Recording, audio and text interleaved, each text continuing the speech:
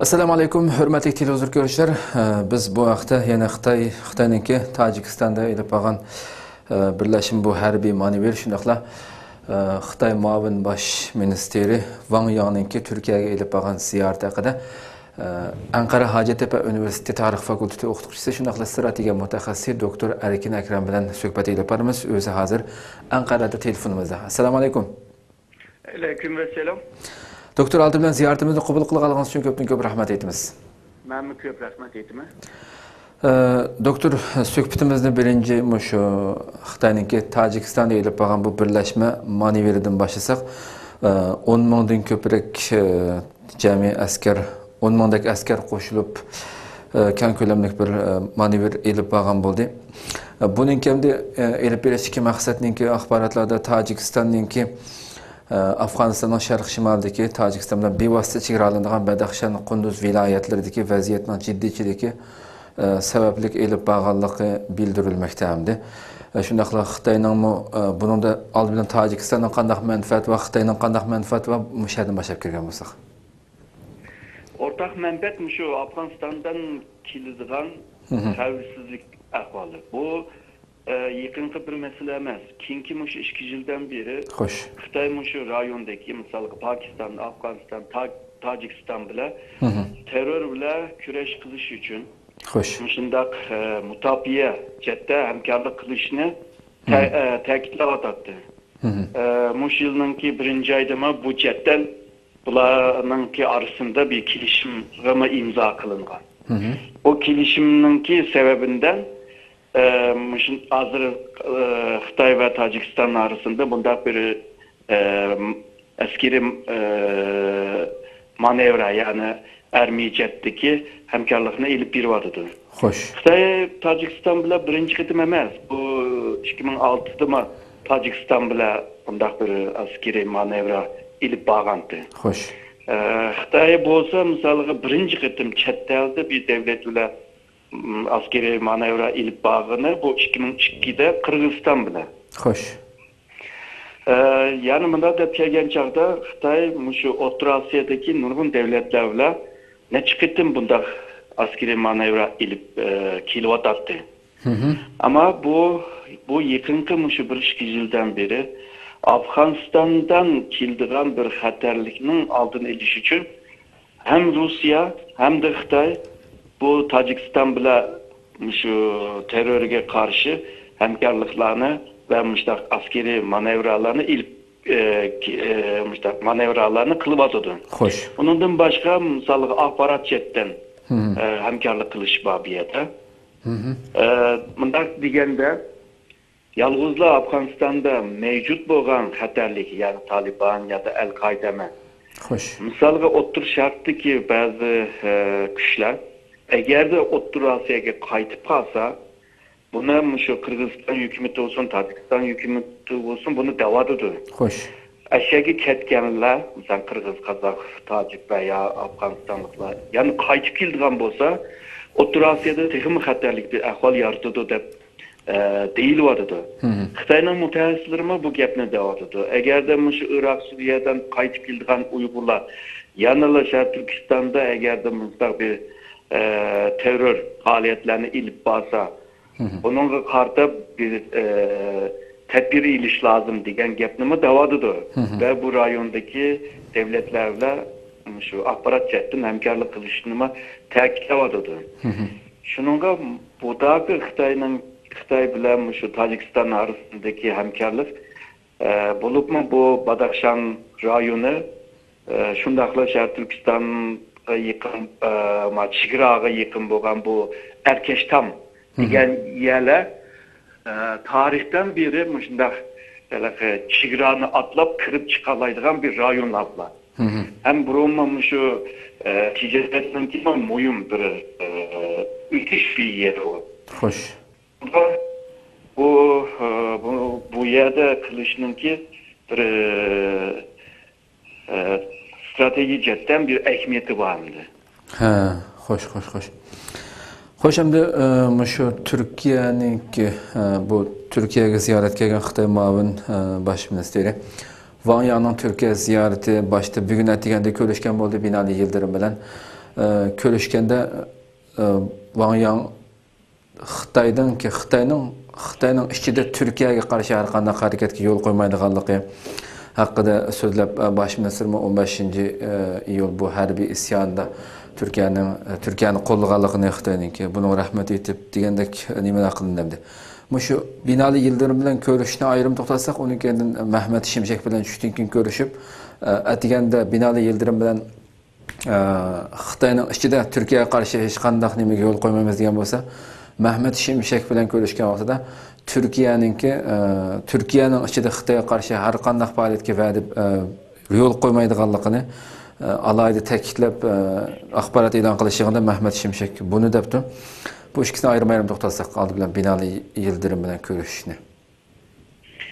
Aslında bu Türkiye'de Xitoyga karşı ya da Xitoyni bölüş için ilip bağlan her qanday faoliyatlarni ma'ni qilamiz deb Türkiye'ninki bir siyosetidir bu. Ananesi yani. Kinki 20 yıldan beri devatkan bir siyaset hamdi. Xo'sh. Şununla Xitoy taraf bo'lsa her daim muşni Türkiye'ye tekrar ta'kidlashtirish uchun tirishayotadi. Türkiye taraftaki mayli kim bilan ko'rishgan bo'lsin, bular hammasi mushu ifodani ishiltidamdi. Bu o'xshashlar hamda xalqaro munosabatlarninki bir prinsipi hamdi. Çünkü bir devletninki ichki ishlariga aralashqilib bo'lmaydi deydi.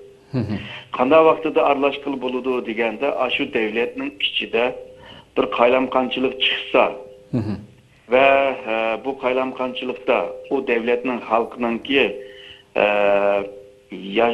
turmushini normal halini qo'g'diyamasa, boshqa devlet onundaki aralashmaydi. Shuningga Türkiye shu prinsipdan tepayli Xitoyga qarshi ilib borgan faoliyatlarga ruxsat bermaymiz deydi. Endi bu siyasetni misolga Türkiye'de icra qilish pek o'ng'ay emas.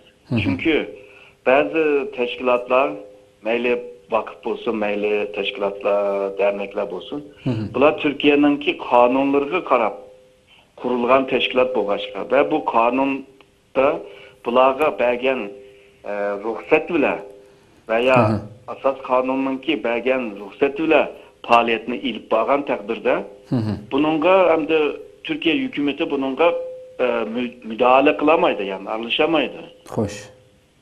Şuna başka eğer de şu kanunun sırtında bir faaliyetini ilip bağlanacaksa Türkiye hamda bununla ruhsat vermeydi hamda.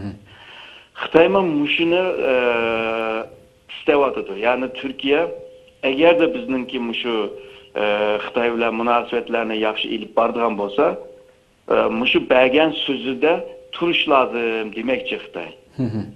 Bazen Türk taraf bu gapni demey qalgan taqdirda Xitoy taraf shuni deydi.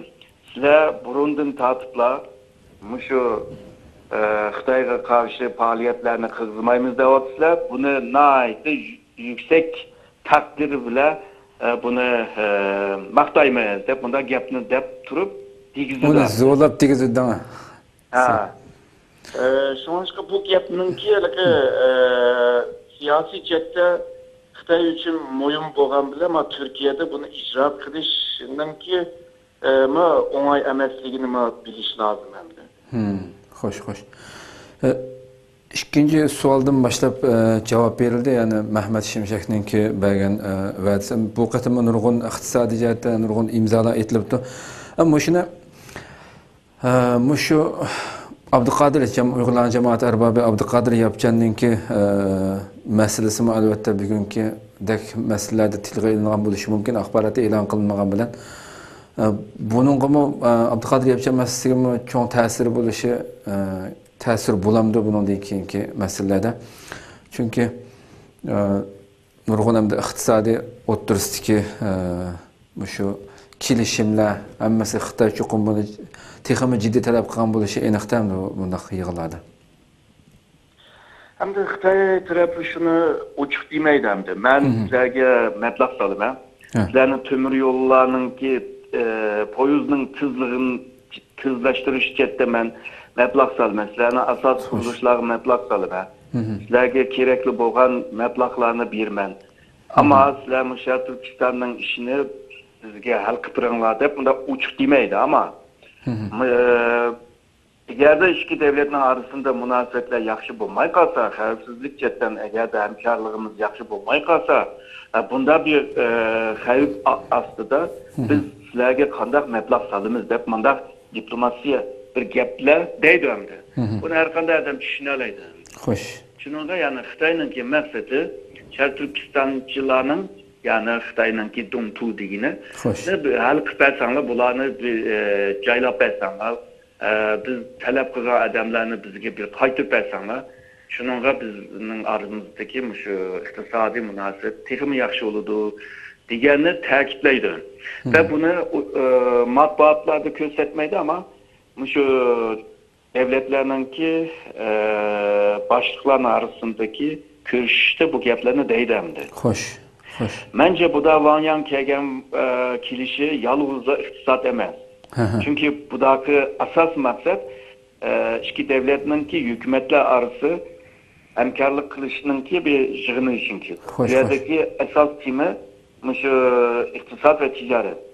Fakat bununla birlikte yani şu xavfsizlik meselesi kun tartibga kelibdi. Bu mesele şu terörle kurash qilish meselesi var. Xitoyninki bu da kelişi şu yapacağın için bir fırsat Xitoy için. Bu da kelib yapacağının ahvalını çokum soraydı. Qanday bir ahvalda, qanday bir qaytirib beralamizlar, berememizlar deganni buni çokum ügünüşki tırışıdı buna. Şundaqla yapacağım için bir bisim şekillenidi bu yerda. Xo'sh. Xitoyninki maqsadında agarda yapacağını ekiterligen takdirde chet eldagi shu tashkilotlarga cho'ng bir zarba bergan bo'ladi va bir g'alabiyat qozongan bo'ladi. Ya'ni Xitoy chetdan tushadigan vaqtida. Xo'sh. Shuningga bu yapacağının işini hem de bunundikin qo'yib bermaydi deb o'ylayman Xitoy. Fakat Xitoyninki Turkiyaga teslim qilgan o deliller pek kuchga ega emas. Yalnızla bu xalqaro saqchi idorasi shu Interpolga arz qilish bilan bo'lmaydi, murojaat qilish bilan bo'lmaydi. Ya'ni bir odamni gunohkor qilish uchun uningki haqlarni ishlandira oladigan, bo'libmi mahkamani ishlandira oladigan bunda dalillar bo'lishi lozim. Xo'sh. O o'lab qolgan odamlarning ifodasini dalil qilib bo'lmaydi hamda. Hamda bazı ahvallarda misalga Türkiye'ninki şu ceza kanunga masliş lazım. Türkiye'ninki asas kanunlara masliş lazım. Bazı talepler eğer de bununla maslaşmay kalsa Türkiye aldırıp giremeydi bunu. Xo'sh. Çünkü bir başka cihetten Türkiye xalqaro bile şundaqla Avrupa Birliği bile siyasi mahkumlarni qaytirib bergili bo'lmaydi degan bir nima shu mazmunda kelishimlar bor. Bo'libmi? Agarda bir demokrasi bir davlatdan qochib kelgan birisi bo'lgan bo'lsa, xo'sh, uni balki qaytirib berishninki ehtimoli bo'ladi. Ammo demokrasi bo'lmagan bir davlatdan qochib kelgan bir odamni g'arb davlatlar uni faqat bermaydi. Xo'sh. Unda bir ahvol bor. Agarda bu qaytirib bergan kishining agar idam qilishi ya da shunga o'xshash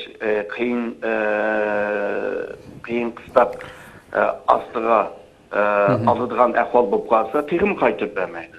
Shunga Van Yang ming kelib buni hal qilaman degan bilan Turkiyaga va ya xalqaro Interpolga, xalqaro saqchi idorasiga agarda yaxshi ve işlendirdiği manda bir delillerni vermişse bu vaxtada yapacağını hep yetişme onda onay emesem de. Onda ahvallar var. Xo'sh.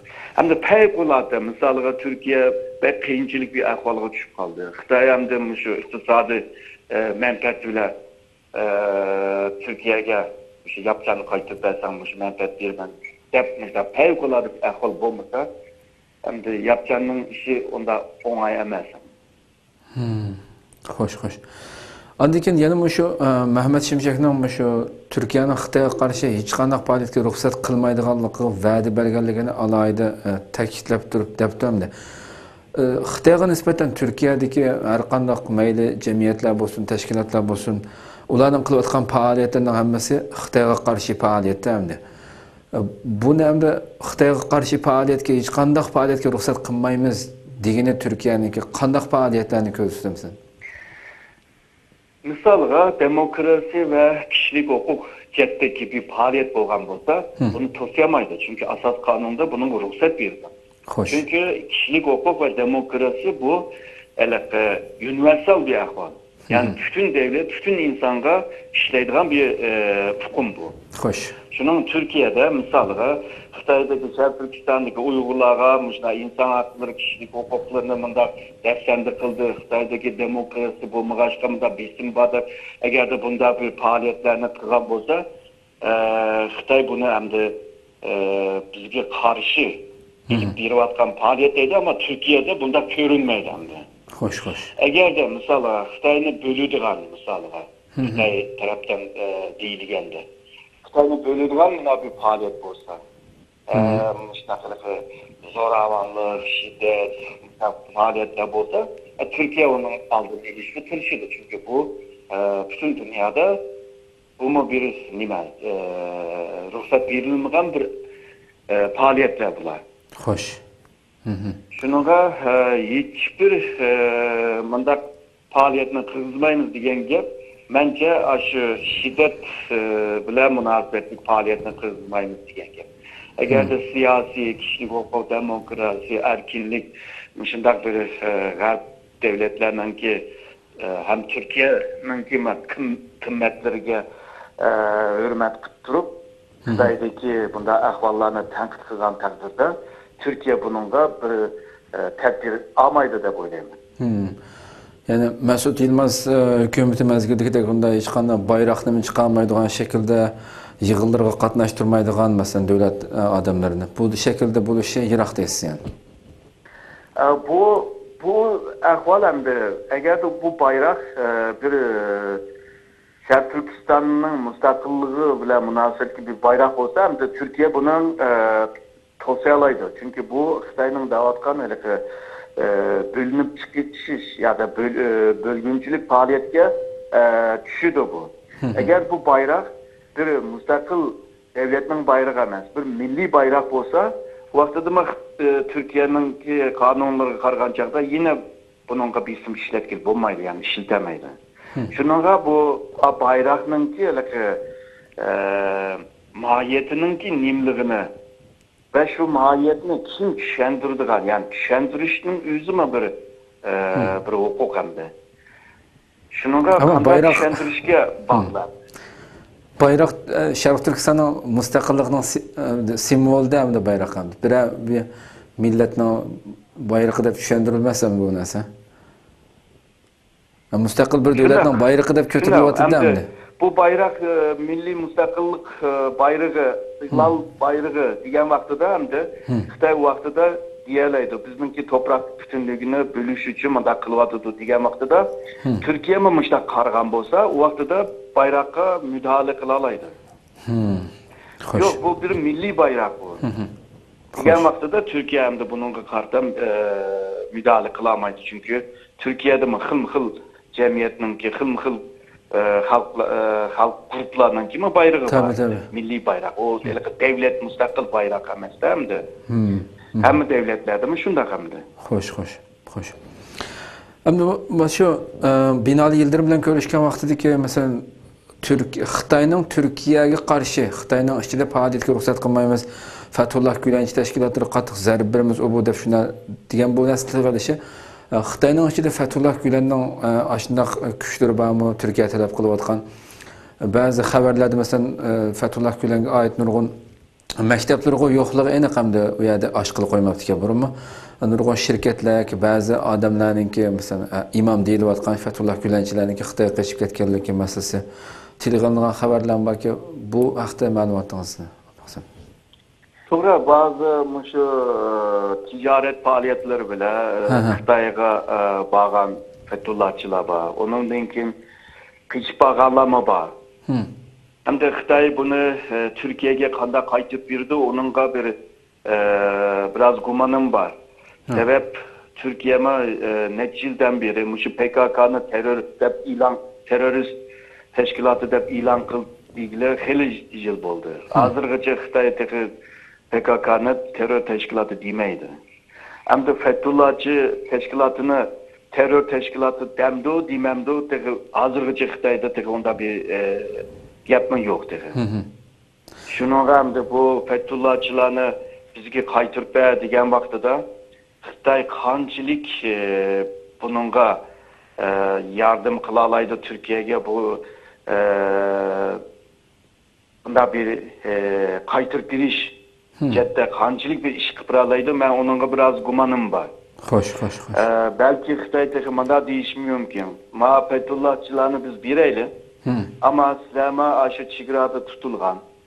Kayseri'de bazı yaşavatkan ve şundaklar şu yapacağın tek adamlarını mı bizge kaytıp da değişmiyor mümkün. Bir yerde bir siyasi soda meselesi var.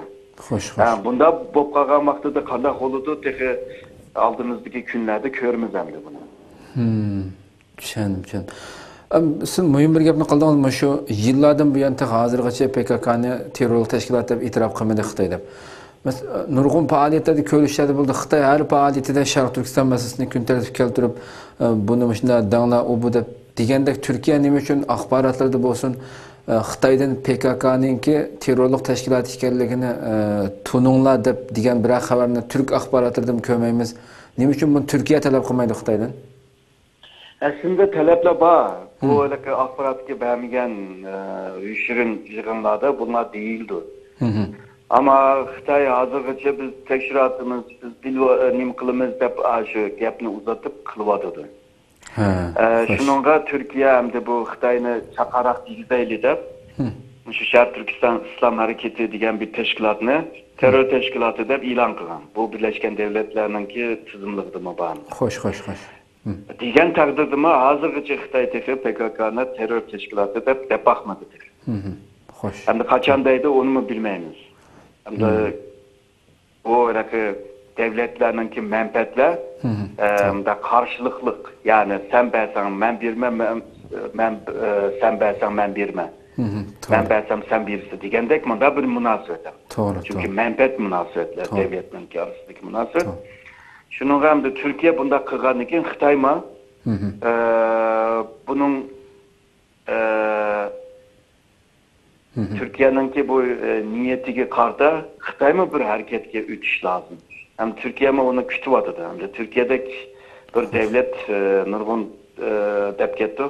Yani Xitay'ın ki meblağ ve Xitay'ın ki teknolojiye ihtiyaç var. Şunun Xitay bile münasebetini bozmazlık bile bu iki tarafın münasebetini yaxşı ilip barımız da vardı. Onun için Türkiye'nin ki otur şarttaki menfaatleri Garp devletlerinin ki menfaatleri bile hazır maslaşmaya vardı. Şununla Garp devletlerle münasebeti yaşamaz Türkiye'nin.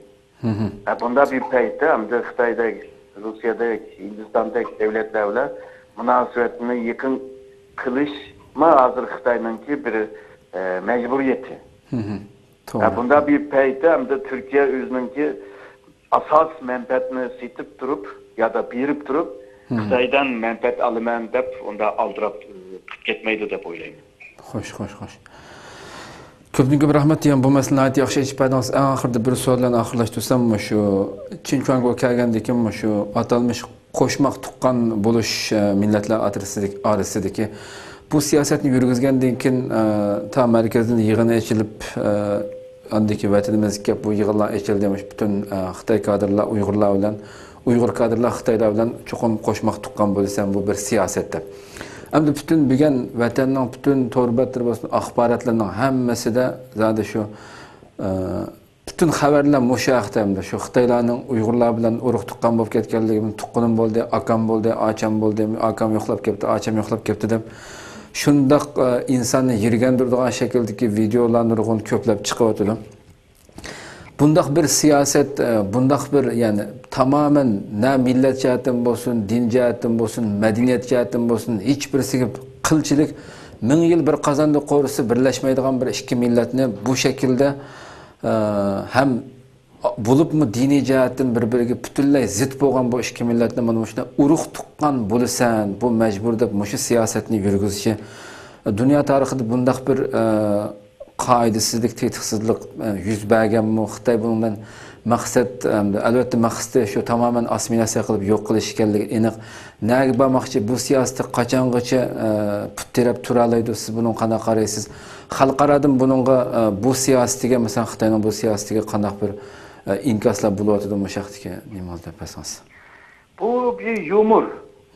Yani kızkarlık bir maskara bir ahval. Hep köşesi buldu. Hoş. Çünkü hazırki Uygur ile Xitay, bulupmuş Türkistan'daki Uygur Xitay, birbirisi ki onculuk işlenip gidemeydi. Eğer de işlengen olsa Ürümçi ikiye bölünmezdi. Misal hazır Aksu, Kaşka, digende hazır Hotem'in şundak bulup tutmuş. Xitay şehri ve milli şehri de bunda bir şehirde ikiye bölünüp git vardı. Bu bölünüşün sebebi ne mi? Çünkü iki millet birbirisi ki işlenmeydi hazır. Hoş. Bulup mu Ürümçi vakasından ki bu işlenmezlikler teknik güçlendi. Onun için bu hükümet, meyli sakçı olsun, meyli akbaratçılar olsun, bunların ki Xitayga boğan muamelesi bile Uygurlarga boğan muamelesi farklı. Bunu kim göremeydi? Bütün Uygur göreleydi. Uygurlarga boğan ayrımcılık, Uygurlarga boğan bu bisim, meyli bu işte pişti olsun, meyli turmuşta olsun, meyli iş idarede olsun. Her yerde Uygurlarga ayrımcılık kılıyotganını kögül buldu. Bir yerde bir teng beraberlik yok. Asas kanunda yazılgan boğan takdirde. Hem de bunda bir peytte. Şu iki birbirisiga pek işinip gitemeydiğen ve birbirisi bile ziddiyet yaşavatkan milletine akıfkı kılıp veya urup tukan kılıp kılışı hem de bu bir yumur hem de. 10 yıldan ki şu keyniga qarab qarg'am taqdirda qizqarliq bir ahvol bo'lib qoladi.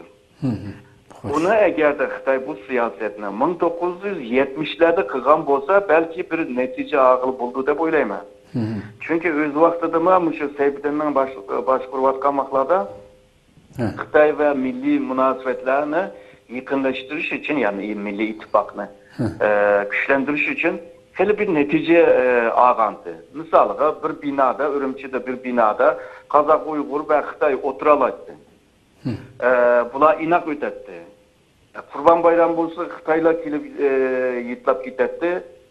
Çağan olsa Uygurlar, Kazaklar Xitay'ını yitlap gidetti. Bunda bir ahval vardı. O 80'li yılınki ahırı kelgen çağda bunda ahvallar azlayışka başladı. Xitay'ın ki bisiminden töpeyle, ayrımcılıktan töpeyle, milliler özünki ililikni oğdaymızda medeniyetiga, özünki tılığa, özünün dinige sahip çıkışlı başladı. Şunda bisim boğan takdirdi mi? Şununla bu ayrılış başlap oldu hem de. Başlap olgan bir ayrılışını tekrar birleştirip bunda urup tutan kılıç.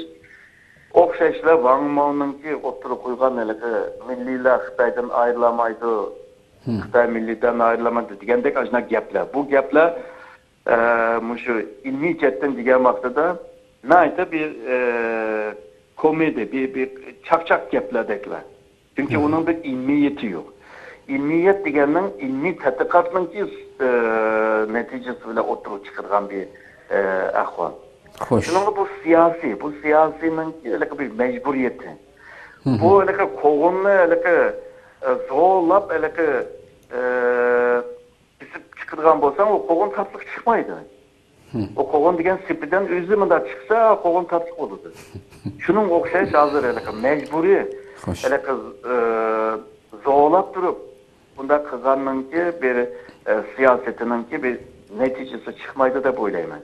Hem de neden hakla ya ki bizimle aslında amalsızlıktan vay menenki tukan ketto menenki Xitay atam Xitay adam deb qilgan bo'lsa bu umumiy chetdan bu oxirgi kelgancha bir natija chiqmaydi deb o'ylayman. To'g'ri. Hem hakikaten bu birbirinin uygu çağırış mecburiyeti yüklenip ya bir katım Xitay çağırsa bir katım Uygurca bu Müslümanlar kılınan bir hakaretten Uygurların bilisiz en naçırımı Xitay'ın ki etken tamaklarını Xitay'ın kaçısını biraz yemeyden. Moş emde moşu arkalık mı nurgun eğer de yemeyme kemmeyme dese senin ideyanda mesle vakende şu an türmeye tıkıdığına tayyab bulduğun bir fırsat emde. Xalqını zo'muza emde Xitay tuqunun uygu berip o itipegen tamakını yigizip nurgulgan hakikaten aldığımızda da hakikaten bu halkımız kilovatkan bu musibetler. Köptün köp rahmet ziyaretimizi kabul kıladığınız için ait yaxşı iş bana rahmet sizge. Ben rahmet ettim. Rahmet Allah razı olsun.